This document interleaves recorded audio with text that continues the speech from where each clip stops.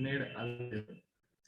Now, this is in summary which I have explained. What happens even if the citizen or the member decides to go for information under RTI Act? A few cases I have given, I have tried, and I have come to conclusion it is extremely difficult to get any meaningful information or complete information or relevant information under the even under the RTI Act. Leave aside getting answers from the institution.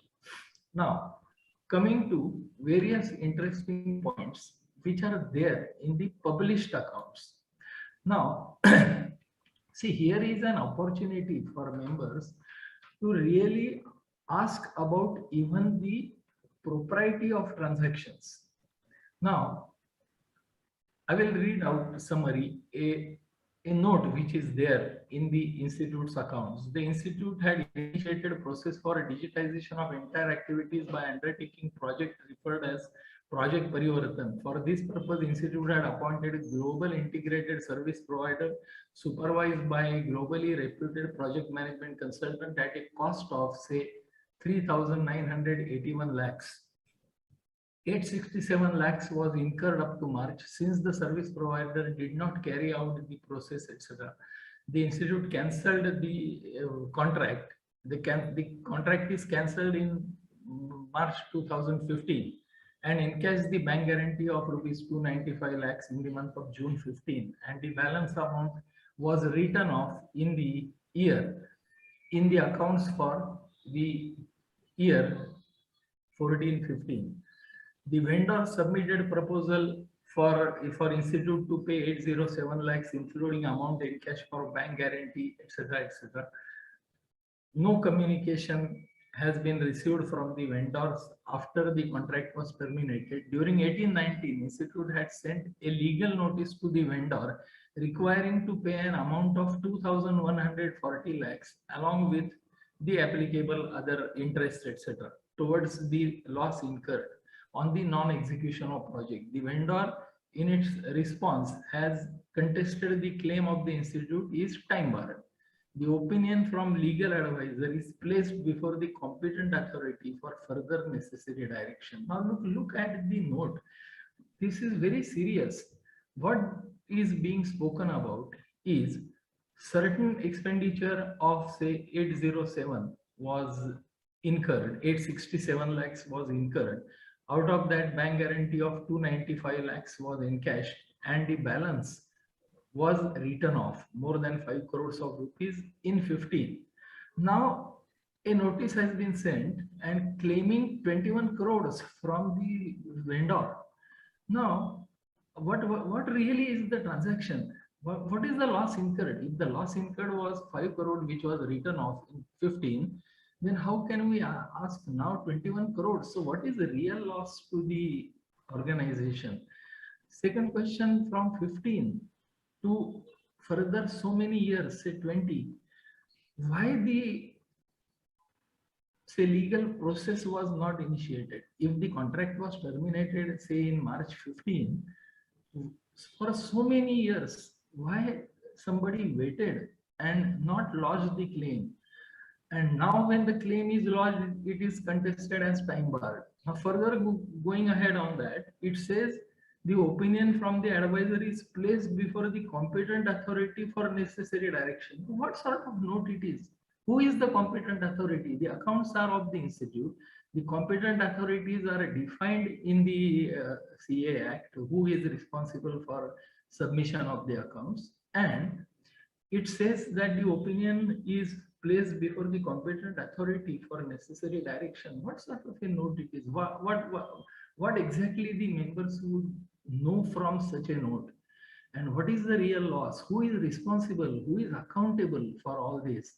Now, all those information, if the member asks, he is not getting the information. And this is a very serious item.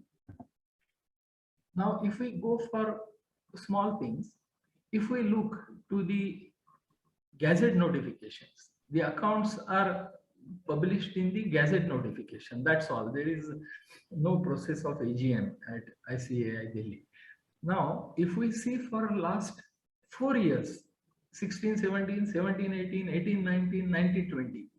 There are corrigendums issued. First, in notification, the annual report accounts are published, and after say 2 months' time, the corrigendums are issued. Now, in one year or in some case, it may be possible there is a mistake, but continuously for 4 years, 17, 18, 19, 20, all years, there is a accounts published in the gazette, and again corrigendums are issued to that to those reported accounts. Now, the next part is, as I had discussed earlier, the aspect relates to segment reporting, standard on segment, the giving information about segments, business segments. Now, the note given is the institute's operations are confined to regulation of the profession of accountancy and predominantly spread in India. Hence, all the operations fall under a single segment. Now, if we see the position in Delhi High Court before the Director General of Income Tax versus the ICAI, there has been a statement given, and in that statement, it has been clearly mentioned that the main object of the petitioner institute and the activity of controlling and regulation conduct of profession is wholly ancillary and incidental to its main activity of providing formal education. So it says that the primary activity is giving education, and the regulation of profession is an ancillary activity. Now, if that is the case, then definitely the education segment, business segment, that is student segment, that information has to be given because it is your own declaration that this is our primary segment. Now, if we go to other part, there is a regulation 197 which says that the auditor is required to compare the actual income with the budget estimates approved and submit a report to the council on the material departures. Steps are being taken to comply with the requirement. So this is a requirement which has to be observed by the auditors, and it has to be reported also. But there are notes like this requirement, steps are taken to comply with the requirement. Next, important. Steps have been taken to carry out the physical verification of fixed assets and reconciliation with the book balances at the head office and branches, both for 1819 and 1920. Now, this is a very, very important item. Fixed assets run into crores of rupees, and there is a requirement in the instructions about to the regional councils, etc., that the physical verification has to be done every year, and the differences would have to be identified and properly accounted for. But even for that, there is a remark note that steps are being taken to carry out verification. The next interesting part, in view of the management, the study circle, study chapter, overseas chapters are separate entities and their accounts are not consolidated. If we see the structure of the study circles, their formation is within the control of the institute. Their closing down also is under the control of the institute. Their activities, even the election of their conveners and the second authority, both conveners and deputy conveners, their election is under the control of the regional council. In fact, there is a clause that if there is a surplus and if it remains unutilized for 1 year with the study circle, it has to be given back to the regional council. So under such a situation, these are clearly extended arms of the institutes because they give the CP hours to the members and their activities are fully controlled by the institute, or they are carried out under the instructions or directions of the institute. So there is a note that these accounts are not incorporated.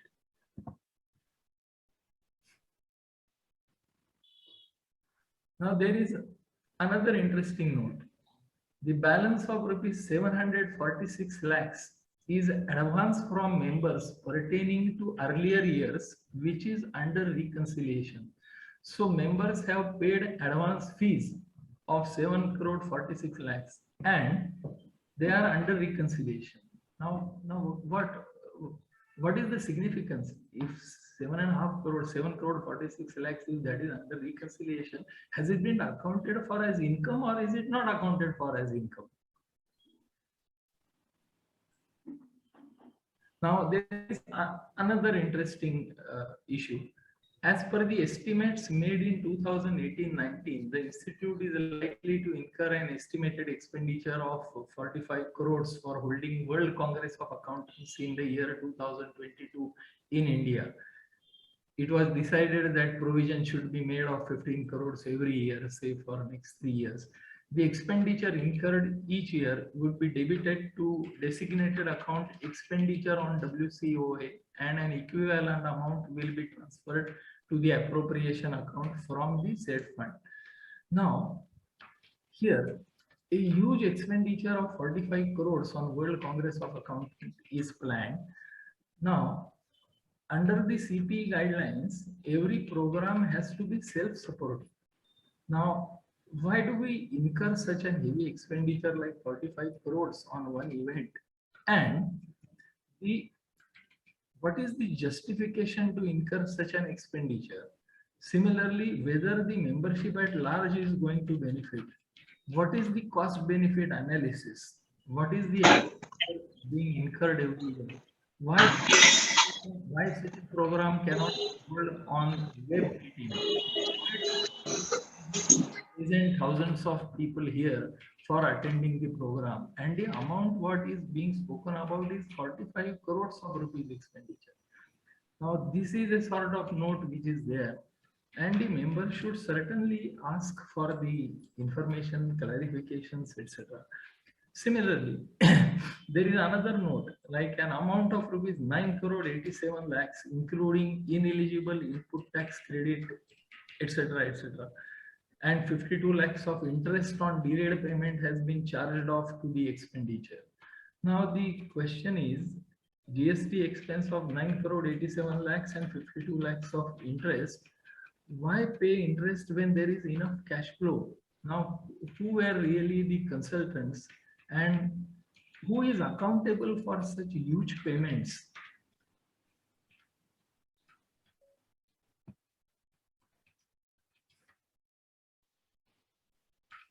Now, there are certain other aspects, like there is a note of the provisions made of 53 crore 60 lakhs from 11/2016 for salary revision matter. No provision has been made in the current year. Now the provision is from year 16. So 16, 17, 18, 19, 20, 21. Are we going to give effect for last 6 years to any understanding? And why provision is not made in the current year?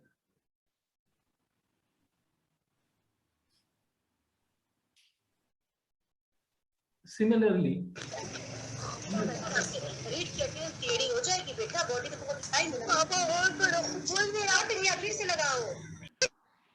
there is another interesting note. The branch employee scheme 2006 has been replaced by new branch employee scheme in say 2014 also. It is being approved by the Central Council but not yet implemented. Since 2014-15, the provision has been made now up to March 2020 of 42 crores. Now, actually the scheme related to 2006, then it was not implemented, it was reconsidered in say 2014. From that time, now provision has been made and outstanding in the books of 42 crores for so many years. Now, really, are these items of expenditure, or really these are reserves which are not going to be required? There is another interesting note. Other receivables in note 14 under long-term loans advances include rupees 2 crore 43 lakhs. Bianca. For stamp duty refund receivable on cancellation of principal and supplementary agreements for acquiring property at Nagpur, which has been rejected by the registrar, and the institute is in appeals. Now, the question is, what is the reason for the cancellation of agreement? Why the amount was paid? If the agreement was to be cancelled, or if the agreement was not entered into prior permissions, etc., and it needed to be cancelled, then really who is accountable? Who is responsible for such payments? Who is responsible for taking such a decision of paying such huge money, and it is lying with the government and is being disputed for refund? So really the issue is of accountability. Who is accountable, and why then the recovery is not made from those persons who are accountable for such major decisions? Now, another interesting thing, the effect of changes in the foreign exchange rate. There is a standard which says that the foreign exchange transactions, their losses or incomes should be reported. Now, in the annual accounts, it has been mentioned that there is a Dubai office. We are not talking about other chapters, etc., but it has been mentioned specifically there is an overseas Dubai office. Now, there would be certainly incorporation of the branch in the books of the head office. So, if it is in Dubai, it must be maintaining the accounts in foreign currency. There must be some foreign exchange gain or loss. Apart from that, there are so many foreign currency transactions incurred by the institute about the payments of membership fees, etc. Now, what happened to that foreign exchange gain or loss? It has not been appearing in the books of accounts, and the standard requires that it has to be reported specifically differently. There is another interesting note. In 2018-19, unaudited accounts of Northern India Regional Council have been consolidated. Now, this is a serious governance issue. The regional council accounts are not audited, and unaudited accounts of the regional council are being consolidated in the books. Now, the council has various powers under Regulation 159. The branches function through the regional council. Now, NRC represents 15 to 20% of the activities, and under Regulation 158, there is a power to dissolve even the regional council. Now, if a regional council like North India Regional Council, which is a very large region, it is not getting its accounts audited, and who is responsible? Why actions are not initiated against all those concerned managing committee members, and there are various ex officio members on the regional council? Now, who is accountable? Such a note is being given, and the interesting part is in the subsequent year, in 1920, again there is no remark about what happened to these unaudited accounts which were consolidated. So presumably they have been audited and consolidated. But then does it mean that the audited accounts of 1819 and the unaudited accounts, there was no change at all? Were they exactly similar?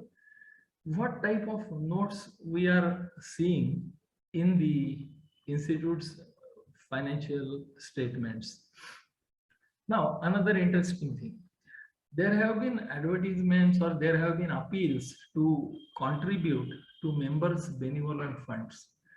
Now, there is a remark in the accounts, and the effect is the appropriation to members' benevolent fund is reduced by almost 50% from 21 crore to some around 10 crores of rupees. So on one hand, we are saying that we need to collect a lot of money for members' benevolent fund, and institute has 202 crore 19 almost 299 crore profit, and the contribution to members' benevolent fund is being reduced. What sort of the activity we are talking about?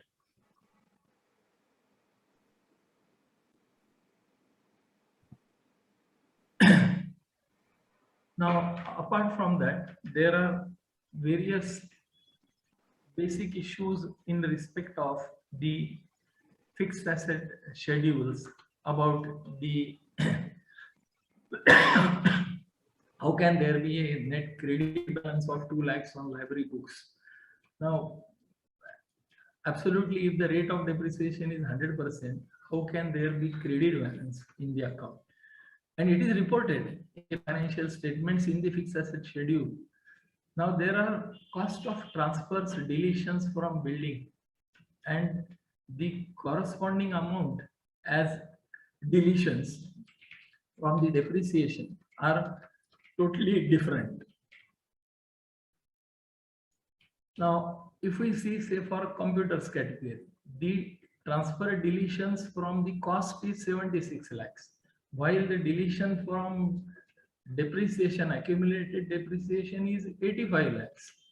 Means for the cost, computers having cost of 76 lakhs, which were cleared off or deleted, the depreciation was much more than the cost itself. Was it 85 lakhs? Means it was higher than the cost. So there are various issues in the fixed asset schedule, and that this is important. This is a very important statement which has to be studied by the auditors, by those who are responsible for preparation of the statements, and ultimately by members who also should read what actually they are getting the reports. Now there is an issue about the reserves and funds. Now, it has been mentioned that donations to building funds are taken to infrastructure reserves. Now, if it is a fund, there is a difference between the terms reserves and funds. The earmarked funds are different, the reserves are different. So there is a complete analysis required as to what sort of earmarked funds we are talking about and what sort of reserves we are talking about, and the substantial difference in the terms reserves and earmarked funds should be separately identified and properly accounted for in the books. Similarly, what were the adverse comments of internal auditors in their reports? Now, when there have been so many issues, there has been no mention about any adverse remark from the internal auditors in their reports, or the statutory auditors studying the reports of the internal auditors. So what were the comments? Who has studied those comments? Similarly, another interesting thing, there are activities on research.